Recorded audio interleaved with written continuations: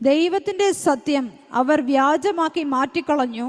സൃഷ്ടിച്ചവനേക്കാൾ സൃഷ്ടിയെ ഭജിച്ച് ആരാധിച്ചു. അപ്പോൾ ദൈവത്തിന്റെ സത്യം, സുവിശേഷം എന്താണ്? ദൈവത്തിന്റെ സത്യമാണ്. ഹല്ലേലൂയ. അതിനെ വ്യാജമാക്കി കളഞ്ഞു. അപ്പം ഞാൻ ഈ സുവിശേഷത്തിൻ്റെ പ്രത്യേകതകളാണ് പറഞ്ഞത്.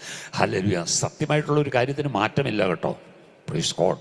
കാരണം സ്വർഗം സർട്ടിഫൈ ചെയ്ത് മാറ്റം വരത്തില്ല. ഹല്ലേലൂയ. ഞാൻ ഓടിച്ചു പോകട്ടെ, സമയം മുന്നോട്ട് പോകുന്നല്ലോ. 32-ാം വാക്യം. ഈ വക പ്രവർത്തിക്കുന്നവർ മരണയോഗ്യർ എന്നുള്ള ദൈവന്യായം അവർ അറിഞ്ഞിട്ടും അവയെ പ്രവർത്തിക്ക മാത്രമല്ല പ്രവർത്തിക്കുന്നവരിൽ പ്രസാദിക്കുകയും കൂടെ ചെയ്യുന്നു.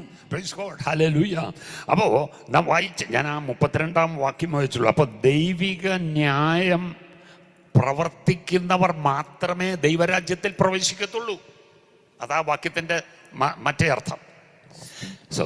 അപ്പോ ദൈവിക ന്യായം പ്രവർത്തിക്കാത്തവരാരും എന്ത് ചെയ്യത്തില്ല? ദൈവരാജ്യത്തിൽ പ്രവേശിക്കത്തില്ല. അപ്പോൾ അങ്ങനെയുള്ളൊരു കൂട്ടർ എഴുതിയിട്ടുണ്ട്. സ്വന്തം അവിടെ കുറച്ച് കൂട്ടരുടെ കാര്യത്തിലുണ്ട്. അതിനകത്ത് നമ്മൾ പെടുവെന്നൊന്ന് നോക്കുന്നത് നന്നായിരിക്കും എന്നാണ് എനിക്ക് തോന്നുന്നത്. 29-ാമത്തെ വാക്യം തൊട്ടൊന്ന് വായിച്ചേ. അവർ സകല അനീതിയും, അനീതി ചെയ്യുന്നവരുണ്ടോ? നീതിയല്ലാത്ത അനീതി ഒന്ന് ദുഷ്ടതയും ദൈവരാജ്യത്തിൽ കയറത്തില്ല. ദുഷ്ടത, അത്യാഗ്രഹവും. അതൊന്ന് അണ്ടർലൈൻ ചെയ്ത് വെച്ചേക്കണം. ആഗ്രഹം കുഴപ്പമില്ല, അത്യാഗ്രഹമുണ്ടെങ്കിൽ അങ്ങനെയാണല്ലോ ചില സാമ്പത്തിക ഇടപാടുകളിലൊക്കെ പെട്ടെന്ന് കാശുണ്ടാക്കാം. പെട്ടെന്ന് കാശുണ്ടാകും. ദൈവമക്കളെ, നമ്മൾ കാശുണ്ടാക്കാൻ വേണ്ടിയിട്ടല്ല സുവിശേഷ പ്രകാരം രക്ഷ പ്രാപിച്ച് കാശ് ഇല്ലാതെ ജീവിക്കാനായിട്ടാണ്. ഹലോ, അതുകൊണ്ട് ദൈവസഭയ്ക്കകത്ത് സാമ്പത്തിക ഇടപാടൊന്നുമില്ല കേട്ടോ.